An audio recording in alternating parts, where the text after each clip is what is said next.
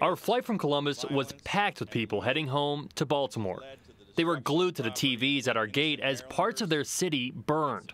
By the time we landed, the riots had calmed down, but the national media and police were all over.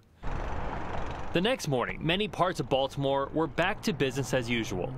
Downtown at the Inner Harbor, there were few signs of any of the unrest from the night before, except for the National Guardsmen standing by. I connect my faith with your faith. with your faith. That night, hundreds of people and pastors got together at a Northwest Baltimore church to bring the focus of the protests back to peace and justice and away from destruction. We can police our communities, and we can step up and end a riot. We're like a phoenix rising from the ashes tonight, starting a brand new chapter for what we believe is going to become a better Baltimore. Set back up!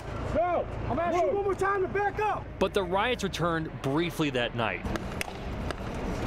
A few miles away, a handful of people defied the citywide curfew. They were confronted by hundreds of Baltimore police officers decked out in riot gear. Cops shot pepper spray balls and used tear gas.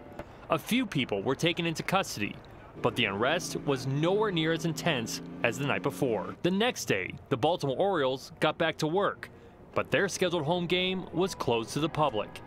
It was the first Major League Baseball game played with no fans in the stands. A few diehards watched from the gate, peering in from the outfield, but the disruptions from the riots and the city curfew were hitting local businesses hard. From a financial standpoint, it's been devastating. You know, it's hurting everybody. It's hurting a lot of the downtown guys, and the smaller operators are the ones that, you know, are really getting hurt. By Wednesday night, nearly all was calm, but the National Guardsmen were still standing by in case the rioting returned. I'm Ben Garbrick, ABC 6 News.